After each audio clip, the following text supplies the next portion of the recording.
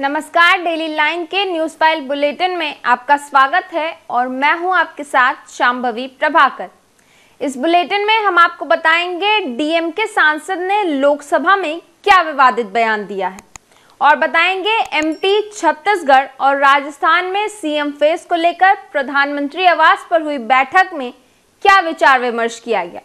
इसके साथ ही बताएंगे कि करनी सेना अध्यक्ष के हत्यारों की तलाश में पुलिस आसपास के किन राज्यों में छापेमारी कर रही है। लेकिन उससे पहले एक नजर डालते हैं आज की हेडलाइंस पर। करनी सेना अध्यक्ष के हत्यारों की तलाश में जुटी पुलिस, यूपी, हरियाणा समेत 5 राज्यों में भी छापेमारी, राजस्थान के कई शहरों में बंद का ऐलान। प्रधानमंत्री आवास पर हुई अहम बैठक, एमपी, छत्तीसगढ़ और राजस्थान में सीएम फेस को लेकर हुई चर्चा, 3 राज्यों में भेजे जाएंगे पर्यवेक्षक। सुप्रीम कोर्ट ने असम के अप्रवासियों की नागरिकता का मांगा डेटा, कहा बांग्लादेशी प्रवासियों को नागरिकता देने का असर असम पर नहीं पड़ा।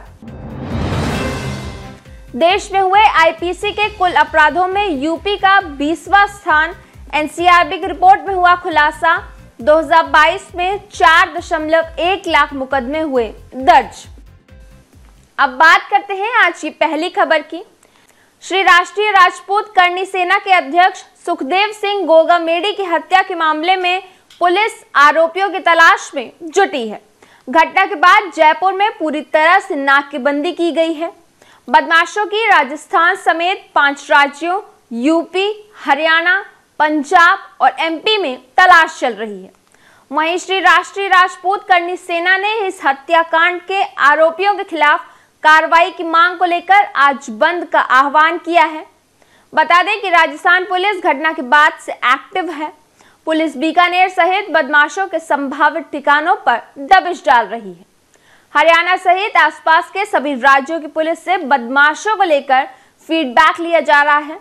राजस्थान पुलिस ने यूपी, हरियाणा, पंजाब और एमपी पुलिस के साथ संपर्क बना रखा है। हालांकि अभी तक बदमाशों के बारे में कोई लीड नहीं मिली है। अब बात करते हैं आज की दूसरी बड़ी खबर की। मध्य प्रदेश में बीजेपी ने पूर्ण बहुमत से जीत दर्ज की है। अब बीजेपी के किस चेहरे को अगला मुख्यमंत्री बनाया जाएगा, इसको लेकर बीजेपी में भोपाल से लेकर दिल्ली तक हर स्तर पर मंथन का दौर चल रहा है। दिल्ली में मंगलवार देर रात तक प्रधानमंत्री आवास पर चली बैठक में मध्य प्रदेश के साथ छत्तीसगढ़ और राजस्थान में सीएम फेस को लेकर विचार विमर्श किया गया। करीब 4 घंटे चली बैठक में प्रधानमंत्री नरेंद्र मोदी, केंद्रीय गृह मंत्री अमित शाह और बीजेपी के राष्ट्रीय अध्यक्ष जेपी नड्डा भी मौजूद रहे। सूत्रों के मुताबिक पार्टी ने 3 राज्यों में पर्यवेक्षक भेजने का फैसला लिया है, जिनकी नियुक्ति आज हो सकती है।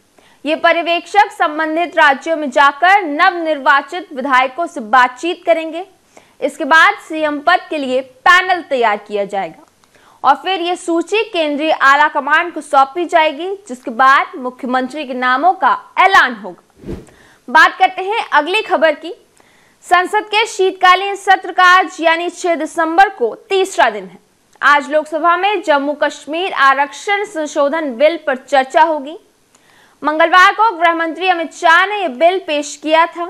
अगर ये बिल पास हो जाता है तो कश्मीरी पंडितों की संसद में 2 और पीओके विस्थापितों की 1 सीट रिजर्व हो जाएगी।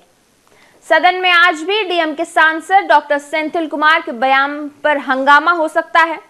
दरअसल मंगलवार को सेंथिल कुमार ने कहा कि भाजपा की ताकत केवल हिंदी बेल्ट के उन राज्यों को जीतने में ही है जिन्हें हम आमतौर पर गोमूत्र राज्य कहते हैं। दक्षिण के राज्यों में बीजेपी को घुसने नहीं दिया गया है। ये खतरा जरूर है कि कश्मीर की तरह भाजपा दक्षिण भारत के राज्यों को भी केंद्र शासित प्रदेश न बना दे, क्योंकि ये वहां जीत नहीं सकते तो उसे यूटी बनाकर गवर्नर के जरिए शासन कर सकते हैं। वहीं डीएम के सांसद के बयान पर केंद्रीय मंत्री अनुराग ठाकुर ने कहा कि कांग्रेस देश का बंटवारा करना चाहती है। कांग्रेस की सह पर ही सनातन का अपमान हो रहा है। बात करते हैं अगली बड़ी खबर की। सुप्रीम कोर्ट में मंगलवार यानी 5 दिसंबर को असम में सिटीजनशिप एक्ट की धारा 6A से जुड़ी 17 याचिकाओं पर सुनवाई हुई। ये सुनवाई 5 जजों की बेंच ने की। 2014 में इस केस को 2 जजों की बेंच ने कॉन्स्टिट्यूशनल बेंच के पास भेज दिया था। सीजेआई DY चंद्रचूड़ की अध्यक्षता वाली बेंच में justice Suryakant, justice MM Sundresh, justice JV Pardiwala और जस्टिस मनोज मिश्रा भी शामिल हैं। बेंच ने इस एक्ट के लाभार्थियों का डेटा मांगा है। कोर्ट ने कहा कि ऐसा कोई सबूत नहीं है जो बताता हो कि 1966 से 1971 के बीच बांग्लादेशी प्रवासियों को भारतीय नागरिकता देने का असर असम की जनसंख्या और सांस्कृतिक पहचान पर पड़ा हो। असम में सीमा पार से हो रही घुसपैठ को स्वीकार करते हुए सीजेआई ने कहा कि बांग्लादेश की मुक्ति के लिए 1971 में हुए भारत पाकिस्तान युद्ध के कारण अप्रवासी भी आए थे। इसके बाद कोर्ट ने केंद्र सरकार से 1966 से 16 जुलाई 2013 तक कानून के तहत लाभ हासिल करने वाले लोगों का डेटा सबमिट करने को कहा है। बात करेंगे अगली खबर की। नेशनल क्राइम रिकॉर्ड ब्यूरो यानी NCRB की साल 2022 की रिपोर्ट में खुलासा किया गया है कि पिछले साल देश में सुसाइड के कुल 1,71,000 मामले रिकॉर्ड किए गए, यानी हर दिन 468 लोगों ने आत्महत्या की। आत्महत्या करने वालों में 11,290 लोग खेतीहर मजदूर या किसान शामिल थे। वहीं देश के 28 राज्यों और 8 केंद्र शासित प्रदेशों में बीते साल हुए IPC के कुल अपराधों में यूपी का 20वां स्थान है। ये आंकड़े राष्ट्रीय अपराध अभिलेख ब्यूरो की 2022 की रिपोर्ट में सामने आए हैं।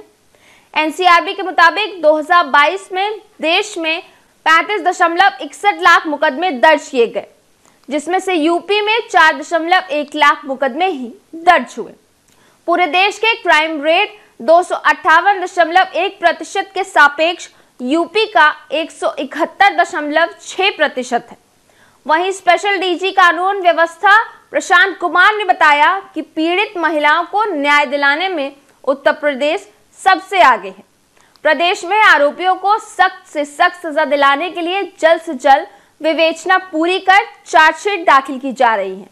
उन्होंने बताया कि क्राइम रेट के आधार पर वर्ष 2022 में अपराध दर में यूपी 9वें स्थान पर है। इसी तरह हत्या में 28वें, हत्या के प्रयास में 25वें, शील भंग में 17वें, फिरौती के लिए अपहरण में 30वें, रेप में 24वें, बलवा में 24वें, लूट में 27वें, डकैती में 31वें और पॉक्सो एक्ट में 25वें, महिलाओं के विरुद्ध अपराध में 14वें और बच्चों से अपराध में यूपी 29वें स्थान पर है। डेली लाइन के मॉर्निंग न्यूज़ फाइल बुलेटिन में बस इतना ही। बने रहिए डेली लाइन के साथ।